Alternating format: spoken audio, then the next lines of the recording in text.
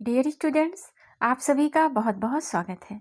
इस वीडियो में आप देख रहे हैं प्रगतिवादी की विशेषताएं विस्तार पूर्वक, प्रगतिवादी की परिभाषाएं, प्रगतिवादी के प्रमुख कवि और उनकी रचनाएं। जो बहुत महत्वपूर्ण वीडियो है, वीडियो को ध्यान से देखिएगा और वीडियो को देखने से पहले कृपया चैनल को सब्सक्राइब कर लीजिए, जिससे हमारी महत्वपूर्ण वीडियोस आप तक पहुंचती रहें। और प्रगतिवाद के विषय में और महत्वपूर्ण जानकारी के लिए आप हमारे प्लेलिस्ट में प्रगतिवाद का अन्य वीडियो भी देखें, जिसमें प्रगतिवाद की पृष्ठभूमि और प्रगतिवाद का विकास, प्रगतिवाद के कवि और उनकी रचनाएं विस्तार पूर्वक आप देख सकते हैं। आइए सबसे पहले देखते हैं नागार्जुन जी की रचनाएं। युगधार, सतरंगे पंखों वाली, प्यासी पथराई आंखें, ये बाबा नागार्जुन की जो है महत्वपूर्ण रचनाएं हैं। आगे देखिए केदारनाथ अग्रवाल, इनकी महत्वपूर्ण रचनाएं हैं युग की गंगा, फूल नहीं रंग बोलते हैं, नींद के बादल, अपूर्वा, हम तुम, मार प्यार की थापे, ये इनके बहुत ही महत्वपूर्ण रचनाएं हैं। शिव मंगल सिंह सुमन की रचनाएं देखिए, हिल्लोल, जीवन के गान, प्रलय सृजन, विश्वास बढ़ता ही गया, बहुत ही महत्वपूर्ण इनकी ये रचनाएं हैं। और इनके जो है आगे देखिए त्रिलोचन जी की रचनाएं देखिए, धरती मिट्टी की बारात, मैं उस जनपद का कवि हूँ। और इनकी बहुत ही महत्वपूर्ण और भी रचनाएं हैं इनकी, दिंत, सबका अपना अपना आकाश, ताप के ताए हुए दिन, शब्द, ये बहुत ही महत्वपूर्ण इनकी रचनाएं हैं। और इन कवियों ने गद्य क्षेत्र में भी अपनी जो है अपना योगदान दिया है, अपनी रचनाएं की हैं।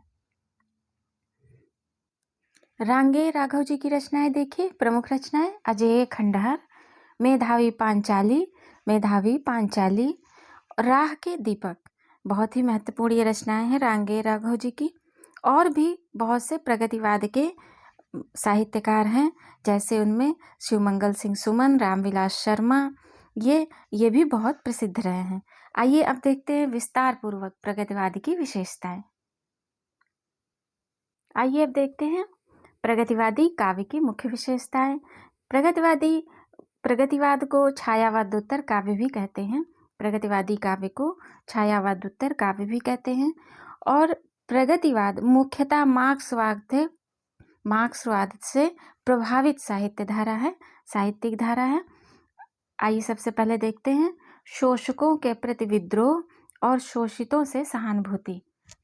प्रगतिवाद की सबसे पहली और मुख्य विशेषता, प्रगतिवादी कवियों ने किसानों मजदूरों पर किए जाने वाले पूंजीपतियों के अत्याचार के प्रति अपना विद्रोह व्यक्त किया है। प्रगतिवादी कवियों ने जागृति और प्रगति का संदेश दिया है। दूसरा नंबर है जागृति और प्रगति का संदेश। तो प्रगतिवाद में सर्वत्र पुरातन के प्रति आक्रोश एवं नवीन के प्रति प्रेरणा का भाव मिलता है। प्रगतिवादी कवि सोए हुए समाज एवं राष्ट्र को जागरण का संदेश देते हुए कहते हैं, नव युग शंख ध्वनि जगा रही, तू जाग जाग मेरे विशाल। आगे देखिए मानवतावादी दृष्टिकोण। डियर स्टूडेंट्स, अगर आप इतने बड़े बड़े पॉइंट्स नहीं लिख सकते हैं तो आप छोटे पॉइंट्स डालकर भी लिख सकते हैं। जरूरी नहीं कि आप इतने बड़े पॉइंट्स लिखें। जैसे आप प्रगतिवादी विशेषताओं में छोटे छोटे पॉइंट्स डाल के छोटी छोटी हेडिंग डाल के लिख सकते हैं। यथार्थ का वर्णन, संघर्ष भावना, बुद्धिवाद, व्यापक दृष्टिकोण, क्रोध और करुणा की अभिव्यक्ति और नारी स्वातंत्र्य पर जोर, या नारी का उत्थान पर उनका बल देना, नारी उत्थान पे बल देना, या आप ऐसे छोटे छोटे हेडिंग डालकर भी लिख सकते हैं। आइए अगला पॉइंट्स देखिए मानवतावादी दृष्टिकोण। प्रगतिवादी काव्य की एक विशेषता यह है कि प्रगतिवादी काव्य में मानवतावादी दृष्टिकोण को अपनाया गया है। प्रगतिवादी काव्य में मानवतावादी दृष्टिकोण देखने को मिलता है। अगला देखिए रूढ़ियों का विरोध। प्रगतिवादी कवि धर्म, समाज तथा तथाकथित ईश्वर द्वारा निर्दिष्ट नियमों को छिन्न भिन्न कर देना चाहता है। उसे ईश्वर की सत्ता, आत्मा, परलोक, स्वर्ग नरक, भाग्यवाद आदि पर विश्वास नहीं है। धर्म को वह अफीम का नशा मानता है और प्रारब्ध को प्रवंचना मात्र। मंदिर, मस्जिद, गिरजाघर और गुरुद्वारा कुछ भी प्रगतिवादी कवियों के लिए महत्व नहीं रखते हैं। रूढ़ियों और अंधविश्वासों का दलन ही उनके लिए अभीष्ट है। अगला देखिए, आर्थिक व सामाजिक समानता पर बल। प्रगतिवादी कवियों ने आर्थिक एवं सामाजिक समानता पर बल देते हुए निम्न वर्ग और उच्च वर्ग के अंतर को समाप्त करने पर जोर दिया है, बल दिया है। क्रांति की भावना, सामंतवादी परंपराओं का समूचा विनाश प्रगतिवादी कवि का अभीष्ट है। अतएव वह क्रांति के प्रलयकारी स्वरों का आवाहन करता है। पूंजीवादी शोषण से क्षुब्ध कवि नव निर्माण का आकांक्षी है और इसलिए वह क्रांति को निमंत्रण देता है।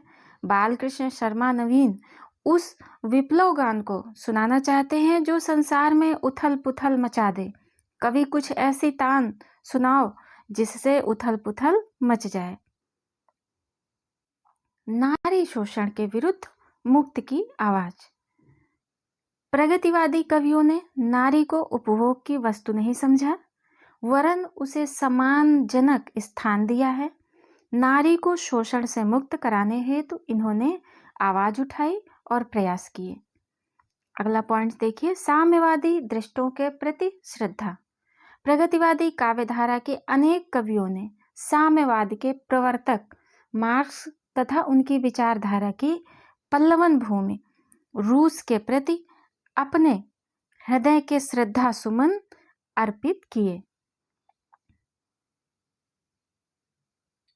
परंतु यह अंधश्रद्धा उचित नहीं है। पंत तो कहीं कहीं, सुमित्रानंदन पंत जी कहीं कहीं साम्यवादी दर्शन की व्याख्या मात्र करने में तल्लीन रहे हैं।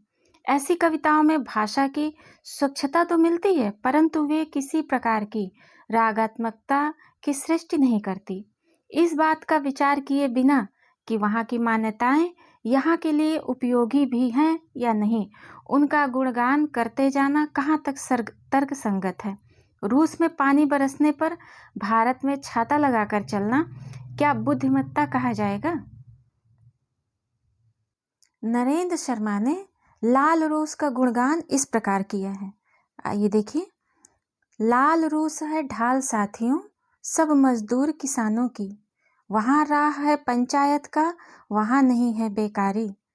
लाल रूस का दुश्मन साथी, दुश्मन सब इंसानों का, दुश्मन है सब मजदूरों का, दुश्मन सभी किसानों का। अगला पॉइंट है पूंजीपतियों के प्रति विद्रोह। प्रगतिवादी काव्य में पूंजीपतियों के प्रति विद्रोह बहुत ज्यादा देखने को मिलता है। ईश्वर के प्रति अनास्था। इस काल के कवियों ने ईश्वर के प्रति अनास्था का भाव व्यक्त किया है। वे ईश्वरीय शक्ति की तुलना में मानवीय शक्ति को अधिक महत्व देते हैं। तीव्र व्यंग्य। प्रगतिवादी कवि सुधार की भावना से प्रेरित होकर सामायिक समस्याओं के वर्णन में तीव्र व्यंग्य का पुट भर देता है। उसने पूंजीवाद को, शोषण की प्रवृत्ति को, आधुनिक राजनीति को, लीडरों को अपने व्यंग्यों का लक्ष्य बनाया है। स्वाधीनता के उपरांत राष्ट्र की प्रगति के लिए पंचवर्षीय योजनाएं बनती रहीं। नेता चैन से गुलछर्रे उड़ाते रहे और जनता खून के आंसू रोती रही। यही सब प्रगतिवादी कवियों को प्रभावित करती रही। आगे देखिए, शोषितों के प्रति सहानुभूति। प्रगतिवादी काव्य में शोषितों के प्रति सहानुभूति देखने को मिलती है और ये इसका वर्णन भी इन्होंने अपने काव्य में बहुत किया है। सामाजिक यथार्थ का चित्रण। प्रगतिवादी कवियों ने व्यक्तिगत दुख सुख के भावों की अपेक्षा समाज की गरीबी, भूखमरी, अकाल, बेरोजगारी आदि सामाजिक समस्याओं की अभिव्यक्ति पर बल दिया है। अगला पॉइंट देखिए, कला। प्रगतिवादी काव्य में कला को कला के लिए न मानकर कला को जीवन के लिए का सिद्धांत अपनाया गया है। अगला पॉइंट्स देखिए, उपयोगितावाद। प्रगतिवादी साहित्य उपयोगितावाद में विश्वास रखता है।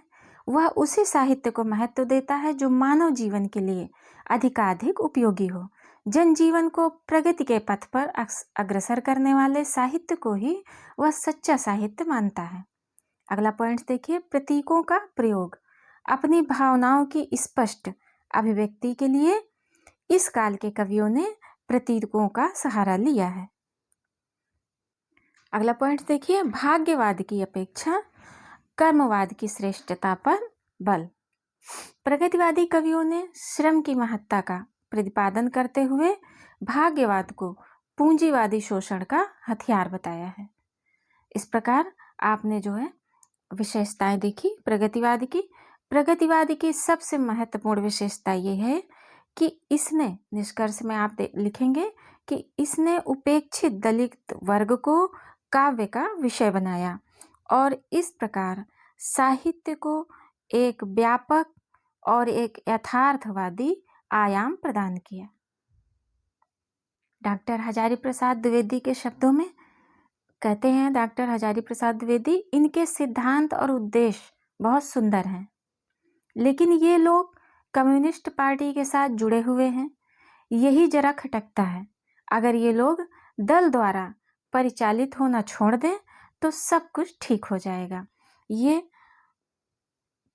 डॉक्टर हजारी प्रसाद द्विवेदी प्रगतिवादी कवियों के विषय में कहते हैं। अतः निसंदेह कहा जा सकता है कि प्रगतिवाद का लक्ष्य महान है। यह मुट्ठी भर लोग उद्योगपतियों को खरी खोटी सुनाकर बहुसंख्यक शोषितों के प्रति संवेदना व्यक्त करता है।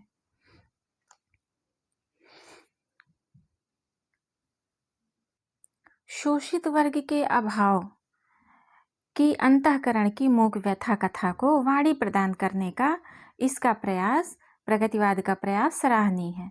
बाबू गुलाब राय ने लिखा है, प्रगतिवाद को हमको स्वार्थ परामय व्यक्तिवाद से हटाकर समष्टिवाद की ओर ले गया है।